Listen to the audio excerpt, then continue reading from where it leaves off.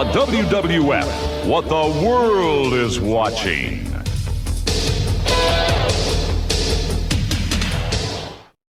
Turn it on and rip the knob off.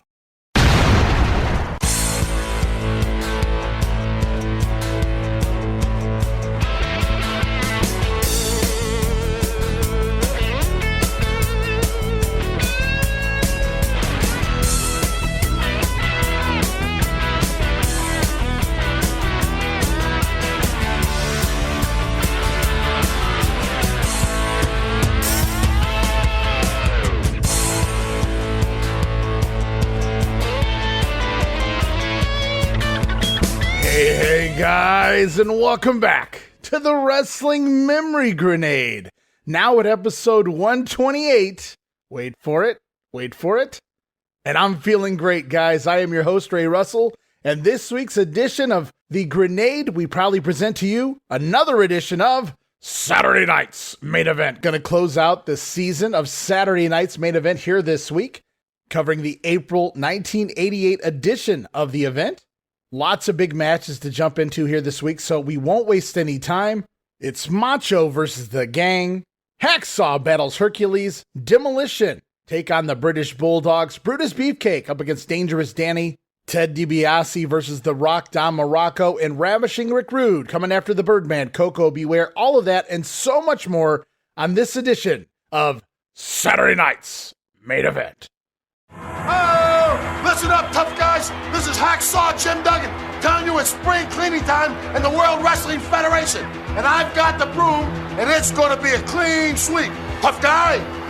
Hacksaw Jim Duggan. What a cross-eyed sicko.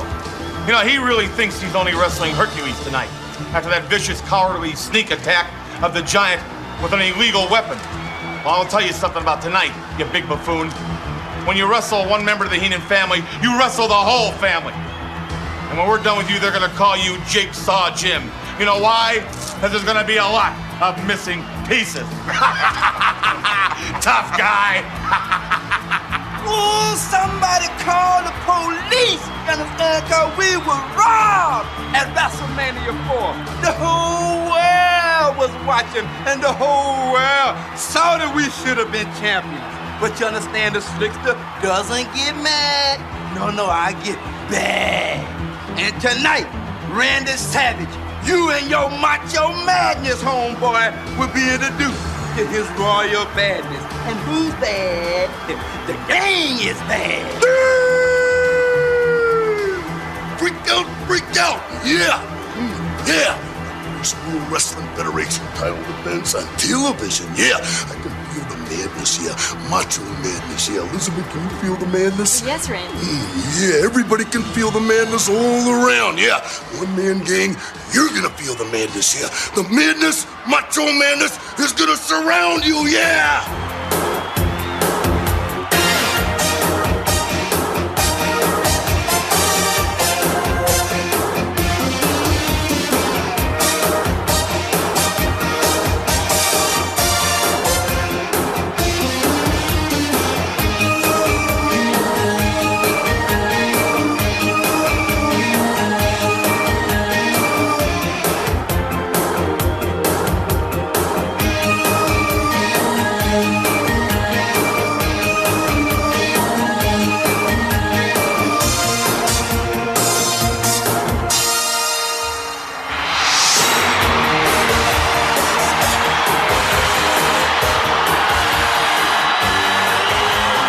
All right, guys, you heard from some of the stars here in the intro. Hacksaw Jim Duggan says it's spring cleaning time here in the World Wrestling Federation. And old Hacksaw, he's got a broom for a clean sweep here.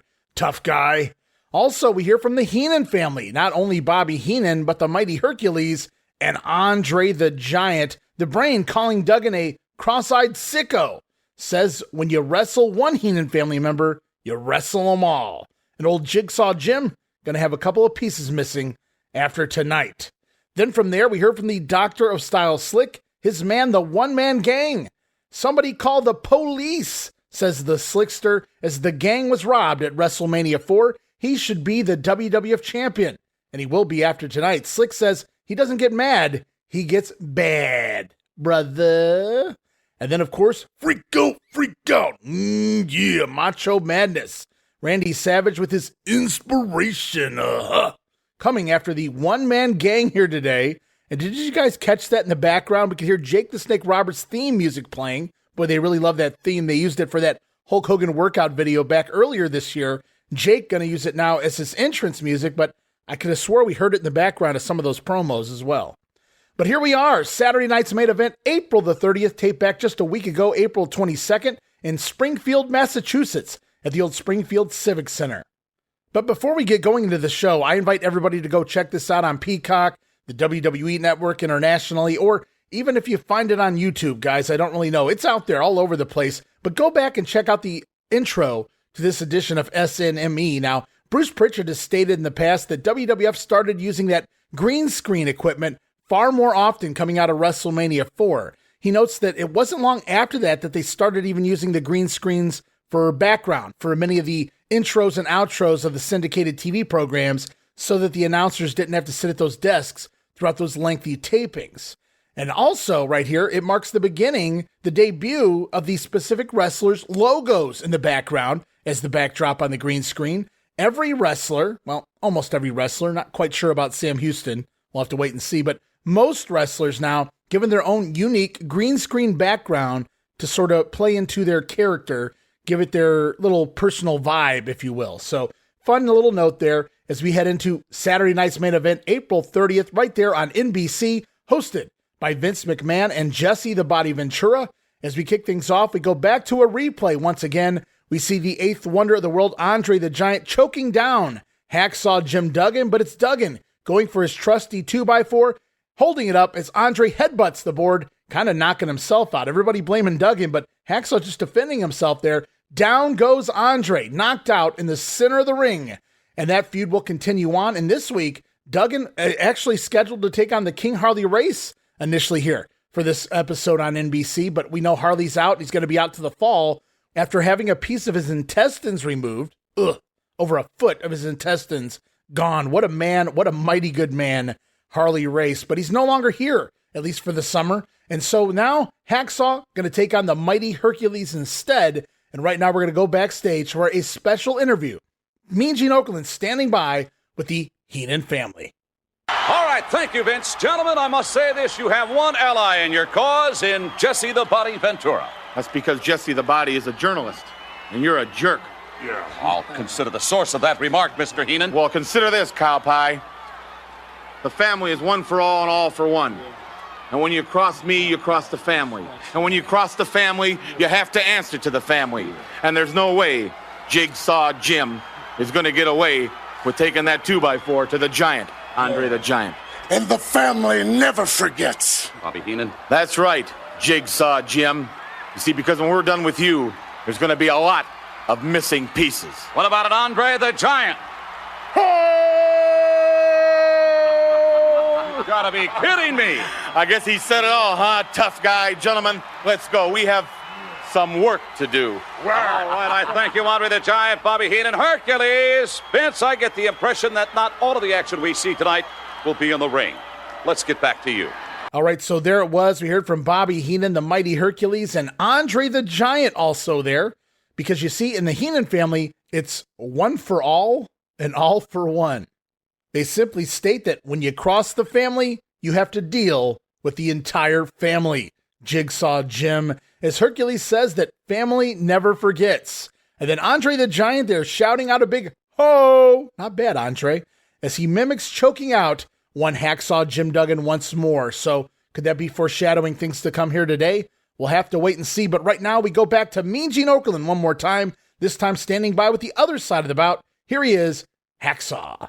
All right, Hacksaw Jim Duggan, you've incurred the wrath of the entire Bobby Heenan family. Tonight, you're not just going to be facing Hercules, Andre the Giant and Bobby Heenan are also going to be there hungry for revenge. Well, I know Hercules is just a yo-yo on the end of Bobby the Brains chain, and I expected Bobby the Weasel would be there. But if that Giant's there, and if he's hungry, he can have some more of Hacksaw's high-fiber diet plan. Hey, it sounds to me like you want Andre the Giant, Hacksaw. I do. That overgrown cheater cost me the WWF title at WrestleMania 4. Now it's going to cost him Fair is fair. Wait a minute, these guys don't fight fair. How are you going to handle that? Simple, Mean Gene. I'm going to keep one eye on Hercules and one eye on those other two. I've got a handle on the situation. Oh! All right, he's something else, Vince. He handles that lumber like Don Mattingly.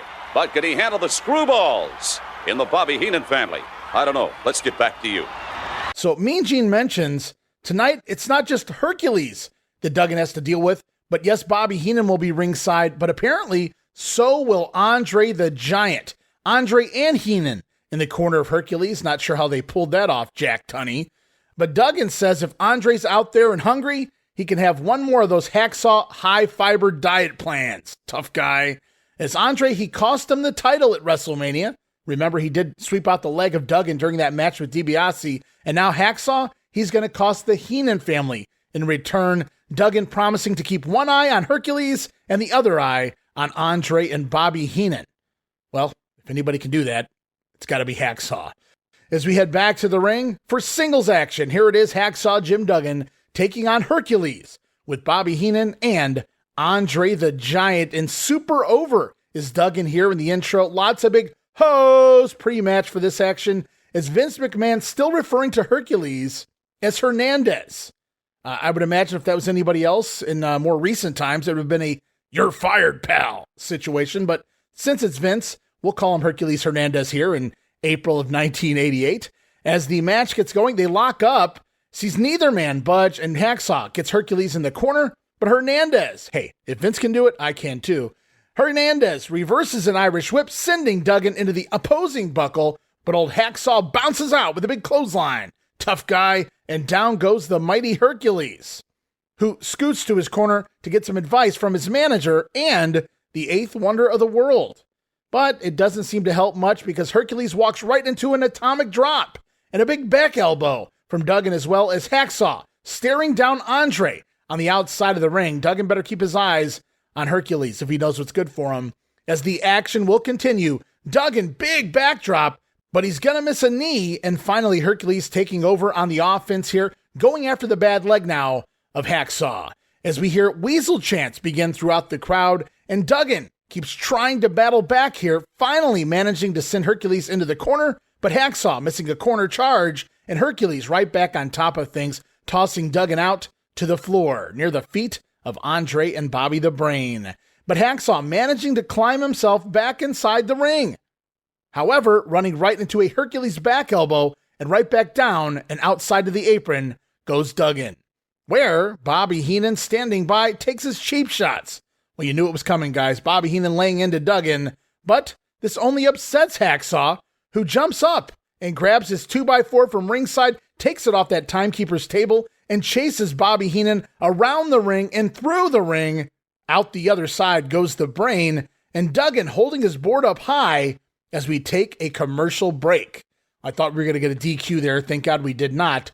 The action will continue as we come back from break. Hercules back in control after Duggan being forced to remove the 2x4 from the ring, as Hercules going to use the old thumb to the eye to regain control here. Jesse Ventura quips, "Works every time." And Hernandez going to lock in a bear hug on Duggan, but Hacksaw finally able to break free, actually fairly quickly here, but he runs right into a mighty high knee from Hercules. Herc, though, going to telegraph a backdrop, and Duggan finally takes over with a boot to the face. Then it's the old 10 punches o' doom in the corner, and a hip toss? Maybe a Beal. Duggan tossing Hercules out of the corner, and he sets up for the 3-point stance and the running clothesline that connects. Down goes Hercules. Duggan landing his finisher, jumping on top, going for the cover. 1, 2, but Bobby Heenan attacks. It's Heenan on the back of Duggan, drawing the disqualification after 9 minutes and 30 seconds of action shown here on TV. So Bobby Heenan causing the interference and DQ here, keeping Duggan from pinning Hercules' shoulders to the mat. And post-match, Hacksaw going to jump up, obviously, coming right after the Brain. But now it's Andre the Giant in from behind. Andre attacking Duggan, and then Hercules back up, going to join in as well. Hercules holding Hacksaw while Andre chops and slaps away at Hacksaw Jim. Boy, it's safe to say Duggan in trouble here with Hercules and Andre doing a number on him, but look out, guys.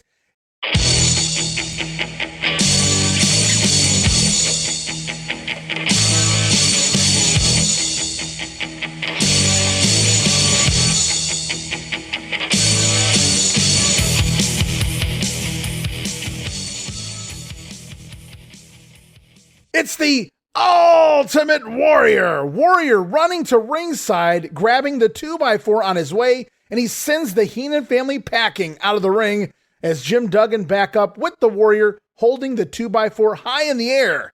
Now there's a weird pair, Hacksaw and the Ultimate Warrior, standing side by side, but both of their issues with the Heenan family will continue, obviously, guys, as the crowd wildly behind both of these men. Hacksaw Duggan feuding with Andre the Giant. Of course, the Warriors had his issues with the mighty Hercules, so it only made sense for Warrior Man to come out here and make the save for old Hacksaw, but a fun opener here on Saturday night's main event. Could Duggan have gotten the win over Hercules?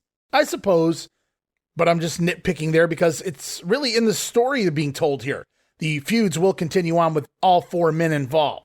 Warrior Man here. As a fun little opener to kick off the SNME show here this week. As up next now, we go off to another clip back in time to WrestleMania 4 as we see the Barber, Brutus Beefcake, cutting the hair of poor manager Jimmy Hart. And speaking of Jimmy, we go off right now to Mean Gene Okerlund standing by with his charge, Danny Davis, and we're going to hear from the Colonel himself. Here he is, Jimmy Hart. Well, we've seen the footage from WrestleMania 4, and Jimmy Hart, I must say, you look much improved from the experience. Watch yourself, Bean Brainer. I'm going to pull out what little hair you have left from the inside, man. All right, you seem very upset, Jimmy Hart. Try to keep a cool head. What's that supposed to mean, man? Nothing, except this man, Dangerous Danny Davis, tonight has a very important match with Brutus the Barber. A barber? He's a butcher, man. And tonight, we're ready and we're prepared to even the score. All right, Jimmy Hart, I'm very curious. What's in here? This does not look good at all. Mean Gene, this is called ring necessities. You see, we have the shears. We also have, there you go, Danny, we have the scissors. Please. And now, the straight razor. Razor, you've got to be kidding me, Jimmy Hart. You can't. I can, and I will. And when we get finished with that meatloaf, you'll find more hair on your own, Chrome Dome. Come on, Danny, let's... Vince, this situation seems to be worsening by the minute. I shudder to think where it's all going to end. All right, Mean Gene with the hair jokes. Or I should say the hair cutting jokes on Jimmy Hart there. Hart says Brutus is no barber. He is a butcher, man. I wrote, wow, foreshadowing. 1994, dude. Brutus the Butcher. And Jimmy Hart has with him here a bag of tricks, if you will. Pulls out a pair of hedge clippers. Some scissors. And a straight razor? I wrote, wow. That was a little bit much there, Jimmy, but no lines there, as you guys heard. No Danny Davis. Doesn't even get to speak during that promo. Probably for the best, as this is more about Jimmy Hart than it is Dangerous Danny, and we're going to see a little bit more of that when we get to the action. But right now, we're going to go back to Mean Gene one more time as we hear from the Barber. All right, Brutus the Barber, Beefcake, you heard it. Jimmy Hart has your tools of the trade. It takes more than tools, Mean Gene. It takes technique. It takes cutting. It takes strutting. It takes a bobble. I'm sure that's the case, Brutus Beefcake. But while you're watching Jimmy Hart, what's going to be happening with Dangerous Danny Davis? All work and no play gives Brutus a dull blade. That's why I've decided it's 2 for 1 night at the Brutus Barber College. Jimmy, he just needs a trim. But Davis, he's gonna get the full treatment. Hey, wait a minute, the full treatment? Yeah, the full treatment. What I like to call Jimmy Hart surgery. Ooh, get that out of here. What is that? That isn't Jimmy's, is it? You got it, Cochise. The hair of the dog. Want to try it on? Oh, please, get it out of here. How about Danny's? You want that? I don't need any hair, Brutus Beefcake, please. I'll tell you what, you just wait right here. I'll go get them both for you to try on. Just wait. Oh, that's too much, Vince. It's barbaric. All right, Beefer says it takes more than having tools to cut hair. It takes technique. It takes a barber. Dubbing tonight 2 for 1 night. His Hart, he needs a little trim after WrestleMania, but Danny Davis gonna get the full treatment. Doesn't sound good to Danny D. As we head back to the ring for Brutus the Barber Beefcake to take on the former referee, Dangerous Danny, with Jimmy Hart in his corner, as Beaver shows Davis up immediately, tossing him down to the mat out of a lockup. Brutus also no-selling some close fists from Dangerous Danny early on. Davis going to try to hide in the corner, but he eats some turnbuckle smashes for his trouble, and then he's beeled all the way across the ring from Brutus. Danny, though, finally sees an opening for a cheap shot and gets the Barber down, choking him across that bottom rope. Jimmy Hart even coming around after Brutus with the hedge clippers, snipping him in his face, but the Barber avoids what could be potential disaster there. Got a little too close with those shears, did you, Jimmy? Beefcake going to reverse a whip off the ropes, trying to go for something. Might have been his high knee, not really sure. He does try to change it up and land a boot to the gut, but something goes awry, and it just looks completely botched as Davis going to take a bump and roll outside to avoid the sleeper hold. The Barber now calling for the sleeper, Danny Davis wisely rolling out to the floor, but the former referee eventually going to have to climb back inside, which he does, and he runs right into it. Sleeper hold applied. Just like that, Jimmy Hart going absolutely nuts, running around ringside. Nothing he can do. He keeps jumping up on the apron, but referee Jimmy Corderas keeps sending him back down. So Jimmy Hart continues to run around like a wild rat at ringside because he can't do anything about the Barber's sleeper hold, as the referee going to raise Davis's arm once, twice, and 3 times it falls. Danny Davis is out, and the Barber is your winner. The match goes a mere 3 minutes and 6 seconds. Wow. Well, I would call Davis the mighty, but I suppose he never really reached that echelon. But how Danny Davis's stock has fallen here in the company. As post-match, Brutus, he's going to go to work on the hair now of Danny Davis, snipping away and doing a real number. This isn't a little off the top or a little off the back. It's all over the place. A serious haircut. He talked about the full treatment in the promo. He wasn't kidding. The former official here has clearly become disposable now on the talent roster, as it's pretty obvious after this haircut. Beefer even spray painting a big B on Davis's chest, spray painting his hair white, as manager Jimmy Hart can only look on in horror from the outside of the ring. He's no fool, not going to get in there, as the feud with Jimmy Hart and the Honky Tonk Man will now obviously continue. But to Danny Davis's credit, when he finally comes to and he sees himself in that Barber mirror, he does bow up. He gets angry, guys. He does clench those fists, and he looks for revenge against the Barber, but Brutus gets the best of Danny Davis one more time and sends the former referee packing. And you've got to wonder, and we'll pay attention to this moving forward, guys, could this be the end of Danny Davis's time in the Jimmy Hart camp? I guess we'll have to wait and see. But Brutus Beefcake basically using this as a stepping stone, and the WWF using this as a way to continue to escalate the Honky Tonk Man Brutus feud involving Jimmy Hart, obviously a main character in the feud. He already had his haircut at WrestleMania. He sent Danny Davis out here for revenge. Obviously, the Honky Tonk Man, quote-unquote, sent Danny out here as a form of protection, perhaps, but it didn't work. Instead, Danny Davis gets a full-length haircut, which I'm sure we'll see in the upcoming weeks. As we roll on now, we go back one more time to WrestleMania 4. We go back to the semifinals, where we see the Macho Man defeat the one-man gang on a disqualification.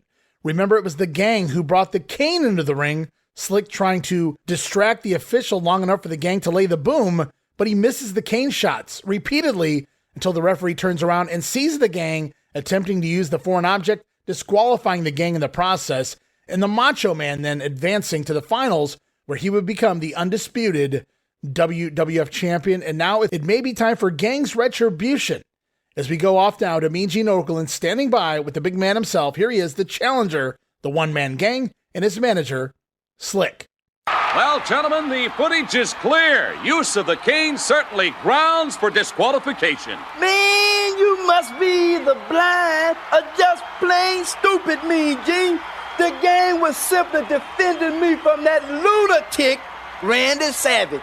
And that old bony-legged woman had the referee out of position. That's right, the dude couldn't make a fair call. But it's cool because referees don't make champions. Greatness does. But the greatness of the game has been denied a chance to shine bright in the lives of his many fans. Millions of fans. Very good, I thank you. A chance for greatness tonight. Is that light going to shine brightly forth? Say, dude, you trying to be sarcastic or something, Toadstool? No. I'm just doing the job to the best of my abilities. Well, that ain't saying very much, is it, gang?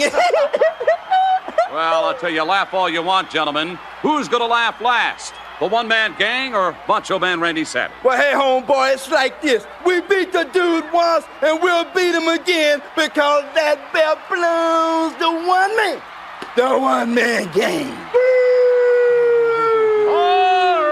I thank you very much, gentlemen. The Doctor of Style, Slick, and a one-man gang. Vince, If that's greatness, then I've been wrong all along. Let's get back to you. Well, the Doctor of Style claiming the gang was simply defending his manager Slick there at WrestleMania, and the belt belongs to one man. That is the one-man gang. Get it, guys? As we go off now, Mean Gene Okerlund one more time standing by with the brand new undisputed WWF champion, the Macho Man Randy Savage, and his inspiration, the lovely Miss Elizabeth. Mean Gene Okerlund is standing by with the new undisputed champion. Yeah. All right, with me at this time is the new undisputed World Wrestling Federation champion. He is Macho Man Randy Savage, along with the First Lady of Wrestling, his manager, the lovely Elizabeth. Elizabeth, I must congratulate you on being the first woman in World Wrestling Federation history to manage a champion. Well, thank you, Mean Gene, but it's really all Randy's doing. Yeah. Wait a minute, too far, too modest. Yeah, you're the inspiration that took the Macho Man Randy Savage to the top of the mountain. And that's where I am now, Mean Gene Okerlund. Yeah. All right, tonight you have a title defense, your first on television, against the one-man gang. You're going to be entering his danger zone. Oh, yeah, but I'm going past the danger zone, yeah, to the wide world of madness, yeah. Macho madness. You're going to feel macho madness all around you, one-man gang. It's going to surround you from one end of the building all the way to the other end of the building and everywhere in between, yeah. Another concern, that being Slick, the manager, and his cane. What about it? That's one manager in another man's corner, yeah. And I'm not just any man, yeah. I'm the Macho Man Randy Savage, yeah. And this is the First Lady of Wrestling, the inspiration of all inspiration. And she's going to inspire me to get past that big, bad one-man gang tonight, right now. Inspire me down that aisle, Elizabeth, yeah. Inspire me to victory, yeah. Oh, man alive. Macho Man Randy Savage in his own world now, Vince. Macho Madness. Let's get back to you. The Macho Man putting over his inspiration, the lovely Liz there, as they hard sell this as Randy Savage's very first title defense on TV, right here on NBC, guys. And I gotta love that line as we closed out the promo. Elizabeth, inspire me down that aisle. Inspire me to victory. Yeah, I like it. As we do go back to ringside for the WWF Undisputed Championship match. It's the Macho Man Randy Savage with the lovely Miss Elizabeth taking on the one-man gang and his manager, the Doctor of Style Slick. And it's fancy footwork by the Slickster all the way to the ring, dancing his way up the aisle and into the ring, and you gotta love it. Then it's the Macho Man on his way out. We get the obligatory down the breast shot of the lovely Liz as she enters up the steps. And the Slickster getting a little too close to Elizabeth before the match, as the Macho Man going to chase the pimp-like manager all the way up the aisle to the backstage area as we take a quick commercial break before the big championship match.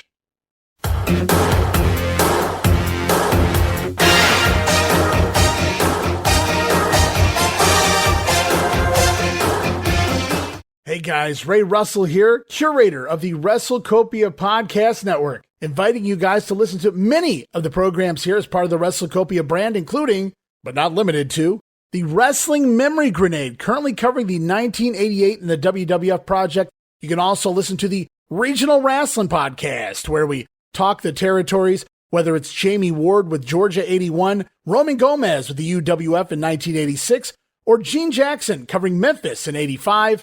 3 projects going on right now over there at Regional Wrestling. You can also listen to the Wrestling Stoop with the legend himself, Bob Roop. Bob goes back in time each and every week, covering not just his career, but countless stories and interactions with hundreds of wrestling names spanning his 2 decades in the business.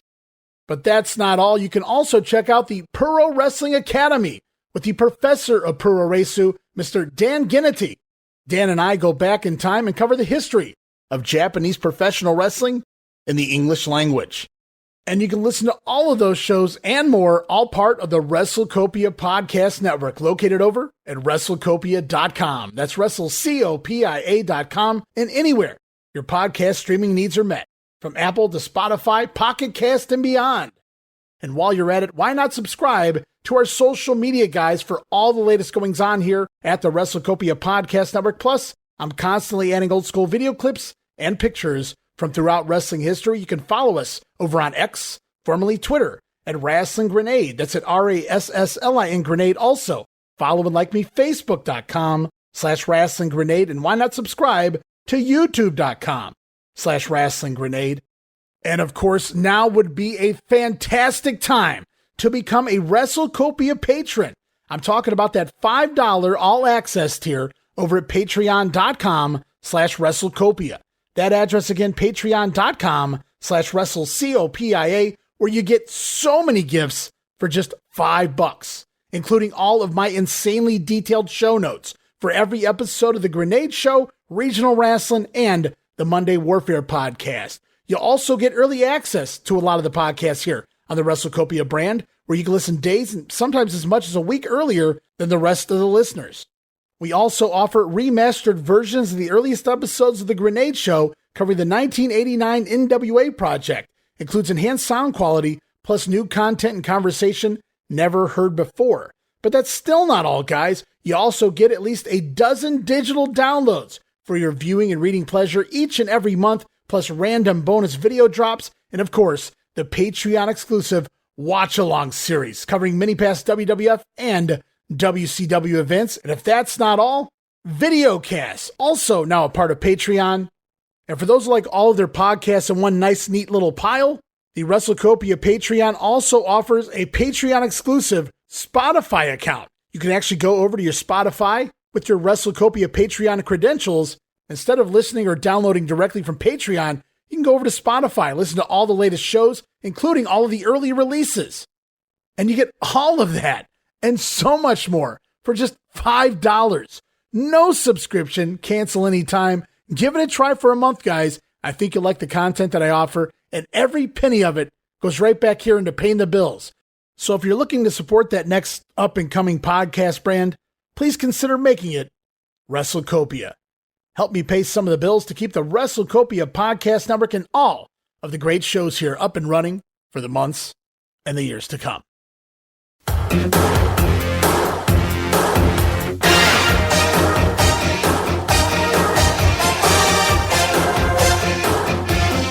All right, we are back. WWF title action. Macho Man Randy Savage defending for the first time on TV, and he's defending against the one-man gang. As the bell sounds, the gang clearly overpowering Savage, leading to Macho Man playing a game of stick and move early on here in the ring. Macho with a running body block, but the gang going to catch him in midair. Savage, though, going to wiggle and wriggle and throw the big man off balance, causing the gang to fall backwards. And Macho Man landing on top, surprising the gang. 1, 2, no, the gang kicking out on 2. And Savage goes straight to the top rope for a high cross body from the Macho Man. And down goes the challenger again. Savage landing on top. 1, 2, oh, gang barely kicks out that time. Caught off guard. And a near fall by the champion right out of the gate here. And Savage not going to slow down, grabbing the gang by his beard for that running neck snap over the top rope. Great bump by the challenger, and Savage sliding back in, going to score another near fall, another 2 count, as the big man again going to kick free, and this time, gang taking over when he drives Savage hard into the corner. So the challenger finally in control here, gang hammering Savage down, choking him out on the mat, and as referee Jack Kruger admonishes gang, backing him up away from the corner, we see that Slick has returned ringside, and now the Doctor of Style takes the opportunity to choke the Macho Man with his cane, and Slick's so proud of himself out there after what he just accomplished. The gang, of course, distracting the referee all the way through that spot. But a great spot does follow, as the gang going to shoot Savage into the ropes, and Macho Man ducking a clothesline and running through, sliding out the other side of the ring, laying chase to the Doctor of Style. Slick running around, running away from the Macho Man. Remember, Slick had just choked out Savage. Now Savage, he's not even paying attention to the gang. He's coming after Slick. So Slick being chased around the ringside, into the ring, Savage back inside, where he's attacked by the waiting one-man gang. So clever move there by the heels. Gang right back on top. But really the Savage burst onto the scene for Slick, it just came out of nowhere, and I loved it. It was very Macho Man-esque there. From there, it's the challenger driving Savage down into the mat, delivering a monster elbow drop, making the cover 1, 2, but the Macho Man kicks out. And the gang then setting Savage up in the corner looking for that avalanche splash. But as gang charges, Savage out of the way, and the challenger missing that corner charge. And the champion, Randy Savage, going to fire back with a series of clotheslines. The final one sending the gang upside down over the top rope and out to the floor. What a bump by the big man there. So gang now down and out on the outside, and it's Savage rushing to the top rope, flying double axe handle to the floor. Down goes the gang once more. Then back inside, one-man gang rolling back into the ring, and it's Randy Savage right back up to the top rope looking for yet another double axe handle, this time into the ring. But this time the gang catches Savage coming down with a hard right hand to the gut of the champion. One-man gang then slamming the Macho Man in place and climbing up to the middle rope, looking for a monster 747 splash off that second rope. We even see a little hand jive movement here from the gang before he tries to deliver the move. A little precursor to Hakeem. And the gang gonna dive off that middle rope, but Savage out of the way. Nobody home. The gang misses that flying splash, and down goes the challenger. He's down and out on the mat as his manager Slick, again seen harassing the lovely Liz at ringside, but Macho sees it too. Savage rushing over, snatching through the ropes, grabbing at the head of Slick, but only gets his hat. But it's the gang from behind, lowering the boom on Savage, then scooping him up in the air for the double-handed elevated choke, dropping Savage down to the mat. Gang then gonna hold Macho Man back up for Slick to take a cheap shot with his cane from the apron.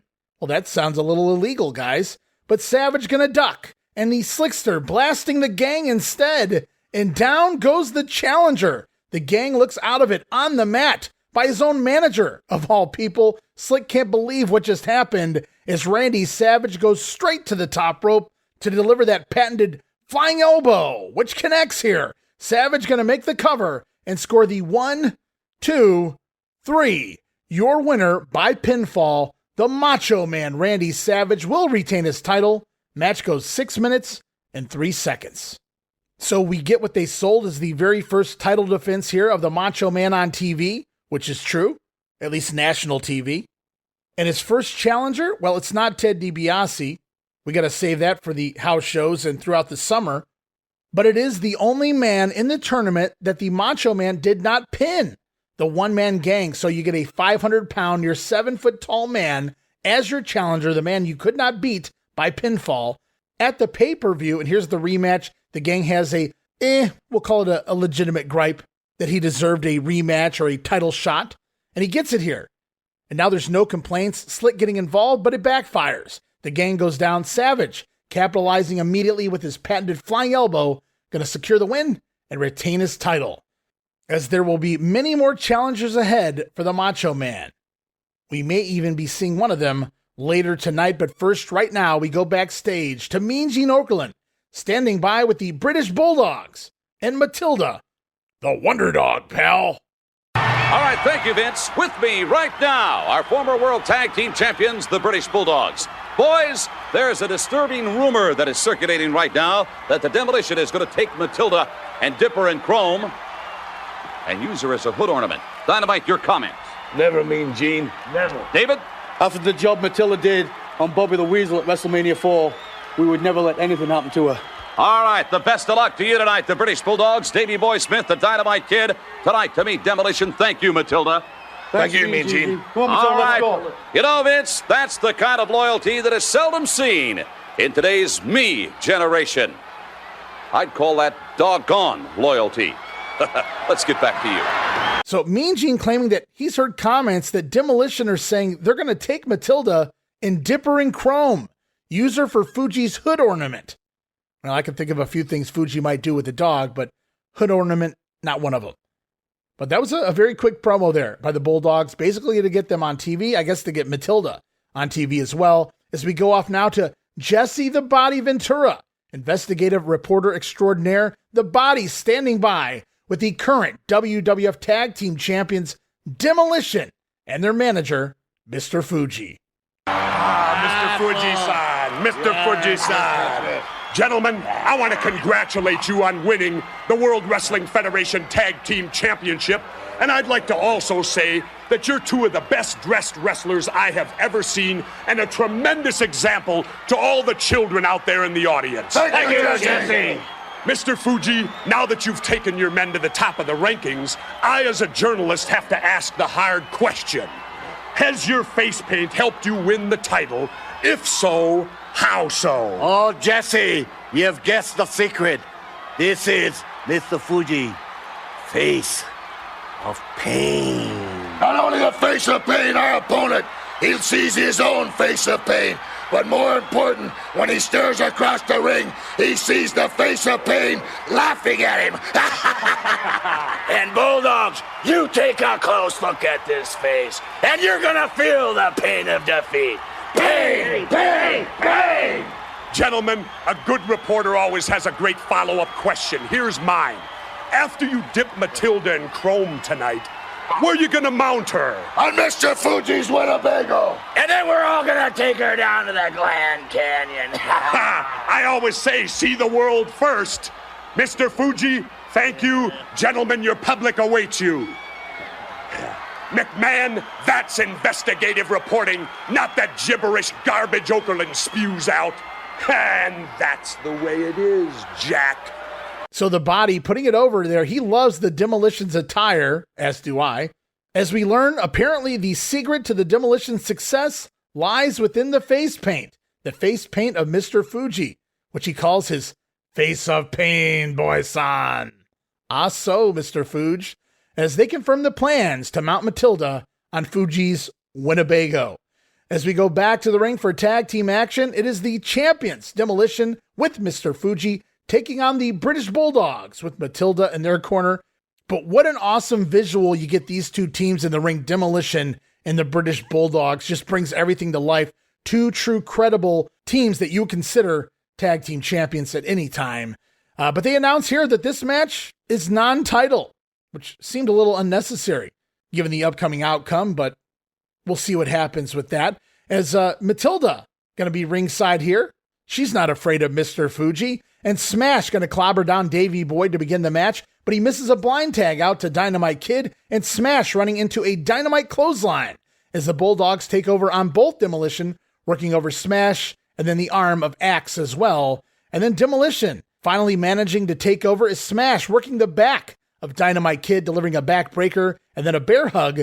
Dynamite finally able to headbutt his way free, but the Demos showing some great tag team work here. Smash with a drop toe hold to keep the Kid from crawling over and making the tag, and then Axe rushing in across the ring, knocking partner Davey Boy off the apron. So excellent tag team skills. Very reminiscent of a Arn and Tully Road Warrior ripoffs my ass. As Smash finally runs into Dynamite's boot in the corner, and it's hot tag time to partner Davey Boy Smith, as Smith in with an effortless scoop slam by Davey on the near 300-pound Axe and Smash. Davey Boy just scooping them up like they were pillows, guys. Just amazing strength here from Smith. As also, he shows off his agility. A drop kick going to send Axe outside. As Smith then going to tag back to partner Dynamite Kid. And the Kid back in, but Smash knocking him out to the floor, where Mr. Fuji going to lay in some cheap shots. And with Dynamite down and out on the floor, Davey Boy drops down off the apron, grabbing Matilda by her leash. And Davey Boy and Matilda going to begin laying chase to Master Fuji.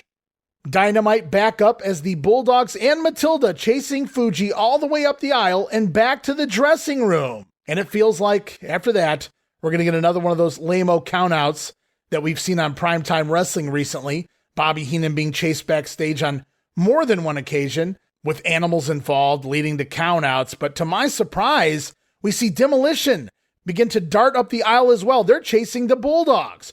And referee Joey Morella right behind him. So perhaps not a count out after all. Demolition rushing up the aisle trying to get a hold of the Bulldogs, but they're stopped by a troop of officials and ushered back to ringside as we take a commercial break. All right, the action will continue. Back from break, the Bulldogs returning to ringside, both with a half piece of Fuji's cane. Wait a minute, what have they done to Fuji?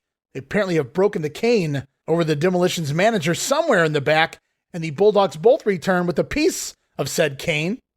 And I asked, what did they do to Fuji? Well, the real question here is, what are they doing to Demolition?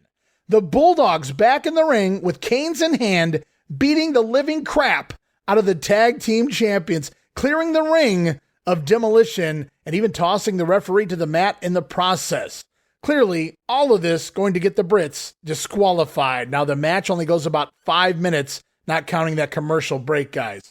But I had never seen the Demolition worked over like that, and yeah, I know they were using canes, but the Bulldogs looked really good here.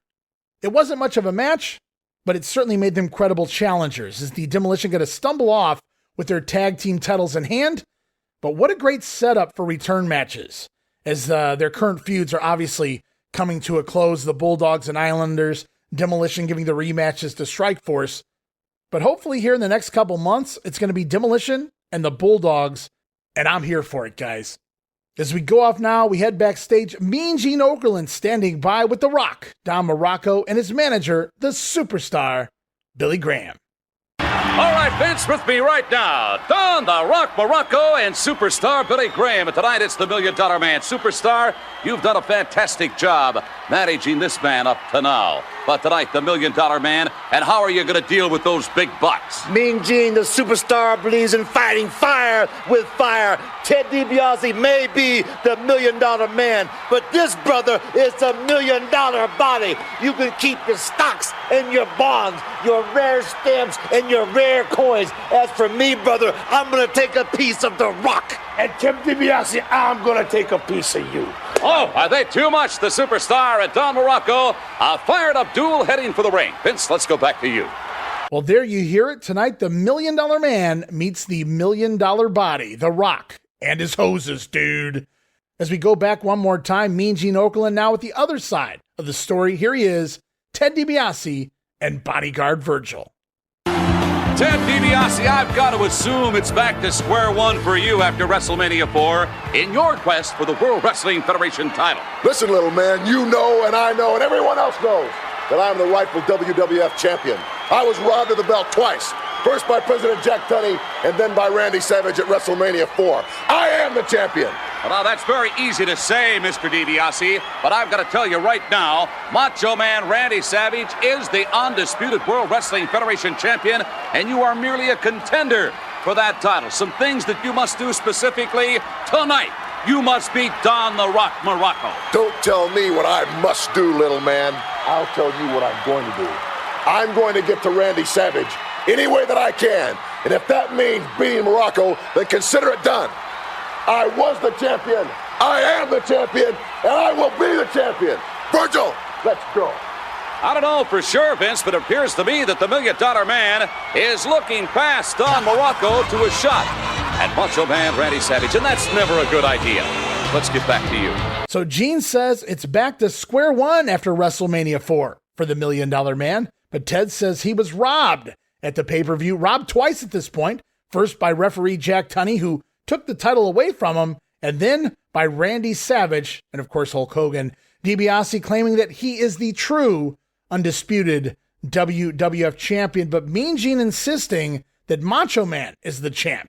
Well, of course he is, Gene, and Ted is merely a contender at this point. Ooh, that's gotta hurt Ted. But Mean Gene also going a little further and stating that DiBiase must beat Muraco tonight to get back to the top, the number one contender. So we go off to the ring to see what happens here. It is The Rock, Don Muraco, with the superstar Billy Graham in his corner, taking on the $1 Million Man, Ted DiBiase, along with Virgil, as we have another WrestleMania 4 rematch here. We saw a semifinal rematch with the Gang and Savage, and now it's DiBiase and Muraco from the quarterfinals. Back in here tonight on NBC, as The Rock gets distracted at the beginning of the matchup by Virgil in the ring, and DiBiase got to lower the boom, attacking Muraco, but Don firing back, big backdrop on the $1 Million Man, great bumping by DiBiase as Teddy bailing to the floor early on to regroup here. Teddy finally back inside, but quickly it's The Rock back in control as we get some $1 Million bumping by the $1 Million Man here. Big power slam, running power slam by Muraco, but Virgil going to put Ted DiBiase's foot on the bottom rope, which draws the attention of one superstar Graham. So Muraco leveling DiBiase with that big power slam, looking for a pinfall, but Virgil coming around, putting his man's foot on that rope to prevent said 3 count, but it pisses Muraco's manager, Superstar Graham, off, who threatens Virgil with his cane. Maybe the only manager who actually needs a cane here. I mean, well, maybe Fuji too, I don't know, but how many managers need a cane at the same? Seriously, thank God Jimmy Hart has the megaphone, Bobby Heenan has his brain, but Slick and Superstar Graham all carrying around canes, and really Oliver Humperdinck, a glorified cane, and that scepter. What a gimmick, what a shtick. A manager's cane. Probably just a prop box, a box of canes laying around backstage somewhere there for the managers to use. But that distraction from Virgil, it allows Dibiase to take over with a clothesline and a nice vertical suplex. Gonna give Dibiase a 2 count there on Muraco. And then $1 Million Man gonna bust out a gut-wrench suplex on The Rock, getting another 2 count in the process. Is Dibiase, though, gonna telegraph a backdrop, and Muraco countering with a dangerous looking, well, we'll call it a Russian leg sweep. Kind of nasty there. Kind of looked like old Lash LaRue's Whiplash 2.0. How's that for an obscure reference here on the grenade? Either way, it's a Russian leg sweep by The Rock here, as Don going to rock up, I guess you would call it, and delivers a running power slam once again on Ted DiBiase. 1, 2, but the $1 Million Man managing to kick out, and DiBiase now down on his knees, begging off, pleading with Muraco, but it's all a ploy. DiBiase gonna sucker Muraco in just close enough to sneak in a scoop slam, dropping Muraco right by the ropes. Ted DiBiase leaping on top to make the cover. Muraco's foot clearly on the ropes immediately before the count can even begin, but referee Jack Kruger out of position, and he's going to make the 1, 2, 3. All the while, the entire cover, Don Muraco visibly pointing with his right hand at his foot. Hey ref, my foot is on the bottom rope for the entire 3 count. Now, for those out there using normal logic, you would say, well, if he could point to his foot for the count of 3, why didn't he just kick out? Yeah, I know, a little silly. But Billy Graham right in there, right away, jumping in the ring, moving as fast as I've seen him since he's been back here, and he's pleading with Don Muraco against the referee's case, but the decision is final. Ted DiBiase will be determined the winner here by pinfall. Match goes 4 minutes and 11 seconds, and of course, that finish done in order to keep Don Muraco as a credible opponent, as his stock is still steady, as long as he has those hoses, pal. Yeah, but just a weird finish here. DiBiase, not with any type of a big move or a quick catch-a move. It was just a body slam and then a cover. Muraco's foot on the bottom rope for the entire cover, and he's pointing to it. His hands in the air, pointing down, hey ref, my foot is on the rope. The referee still counting 1, 2, 3. Why Muraco didn't kick out? It's beyond me. But the announcers sell it as if this win will secure DiBiase once again the #1 contender spot for the Macho Man Randy Savage, as that feud will continue on for the WWF title. And right now, speaking of the champion, we go backstage to Mean Gene Okerlund one final time. This time he's standing by once again with the WWF's undisputed champion, the Macho Man Randy Savage, and the lovely Miss Elizabeth. Elizabeth and the World Wrestling Federation's undisputed champion, Macho Man Randy Savage. You saw it, the $1 Million Man did tonight what he said he was going to do, and that's going to make him the #1 contender in the World Wrestling Federation. Earlier tonight, you saw Macho Man, and it's meaner than ever, yeah. But I was inspired by the First Lady of Wrestling, Elizabeth, the inspiration of inspiration, yeah. Multi-million-dollar man, you come right after the Macho Man Randy Savage, because multi-million fans are in support of Elizabeth, and they feel the inspiration, and they feel Macho Madness, and Macho Madness has got that momentum. So you come after me, multi-million-dollar man, and you may end up bankrupt, yeah. All right, yeah. The words of the World Wrestling Federation champion, Macho Man Randy Savage. Elizabeth, I thank you. So Mean Gene confirms it there. Ted DiBiase back to the #1 contender.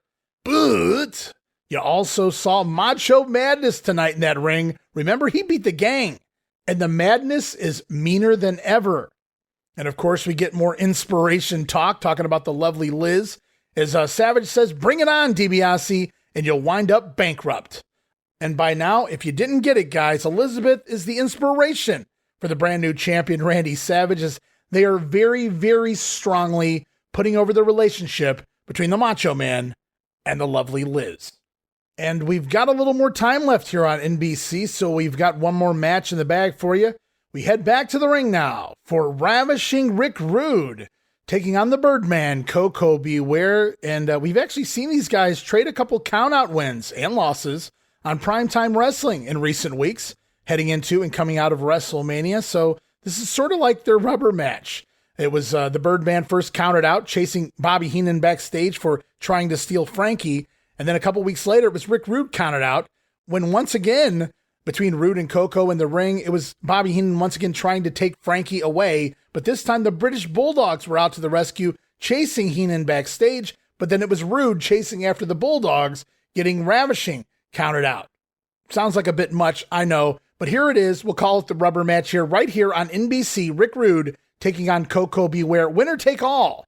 As we head into a break after the ring introductions. Back from break, immediately the Ravishing one going to jump the Birdman, but Koko firing back, lighting Rude up. And a nice dropkick here has Rick Rude upset.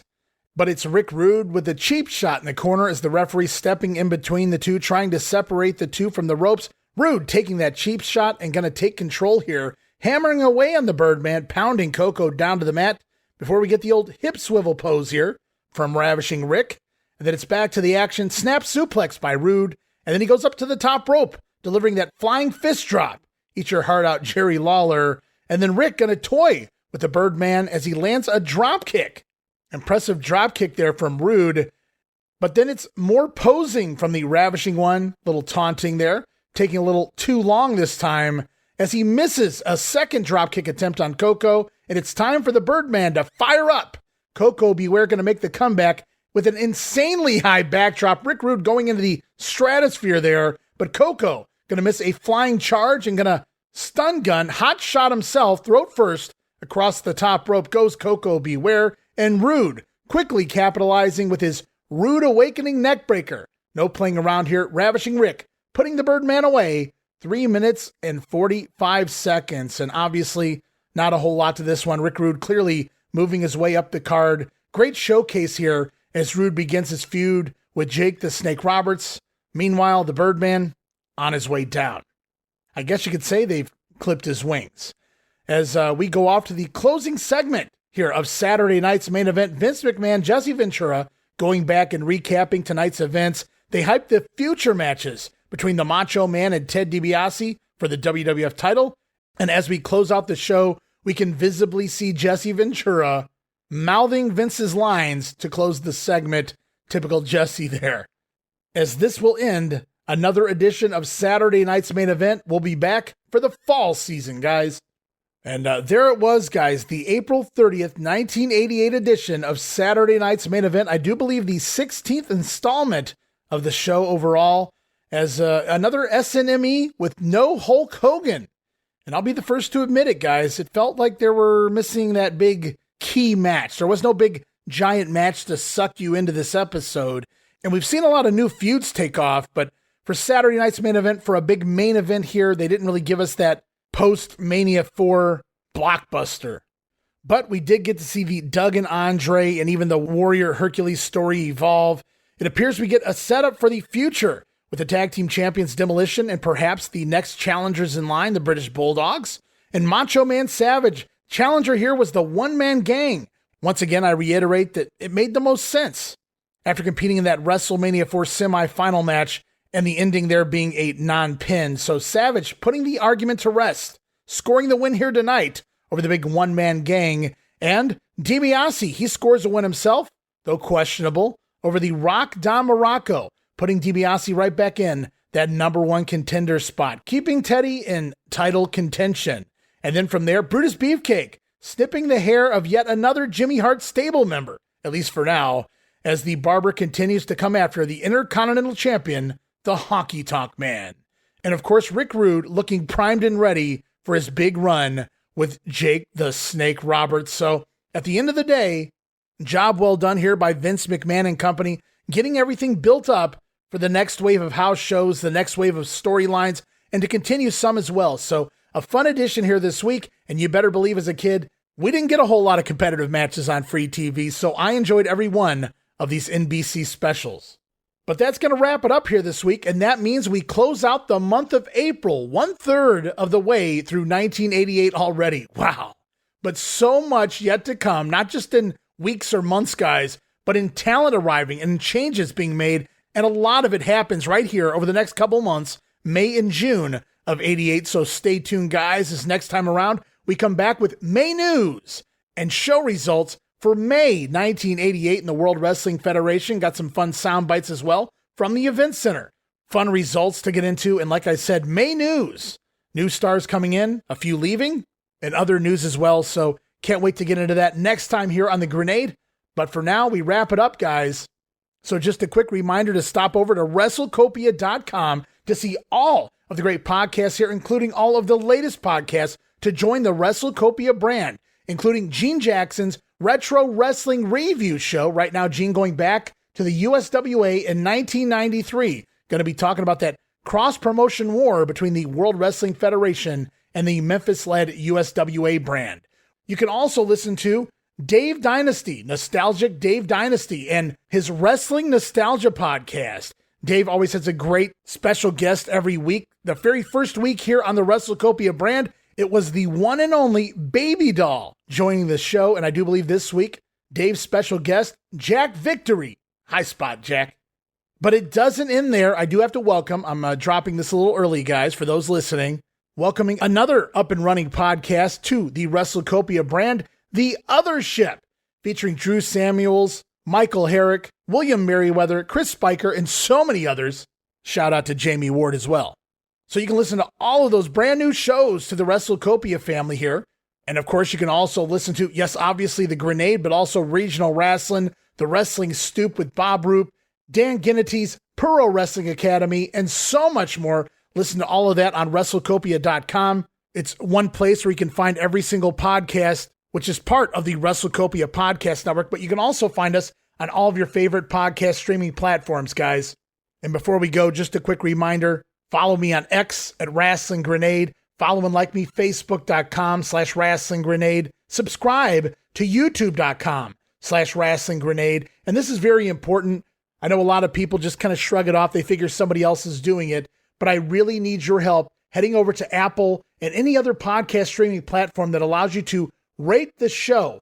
I need you guys to go and give us one of those 5-star ratings if you enjoy the show.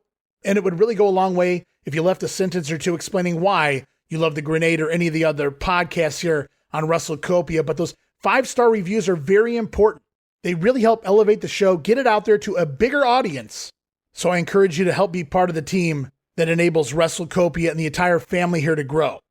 And all of that said, let us not forget about that $5 all-access tier over at patreon.com/WrestleCopia. So many gifts for just $5. And now we also have a Superfan Deluxe tier for just a few dollars more. You guys will be getting all the future video casts, including super rare footage from Japan video casts with the likes of Dan Ginnity and myself calling the action, looking over those shows, and a whole new level of insanely detailed show notes as well. So check that one out, the Superfan Deluxe tier. Also, don't forget about the granddaddy of them all, that $5 all-access tier, all over at patreon.com/WrestleCopia.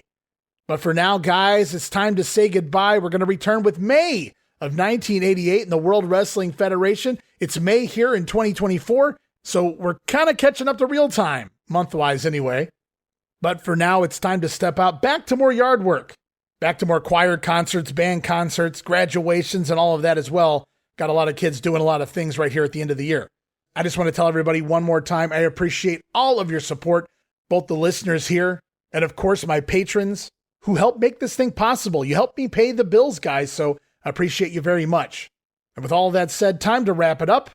So once again, this is Ray Russell saying from pillar to post and coast to coast, you pull the pin and I'll pick up the pieces right here on the Wrestling Memory Grenade. I'll see you next week. Don't miss it. Be there!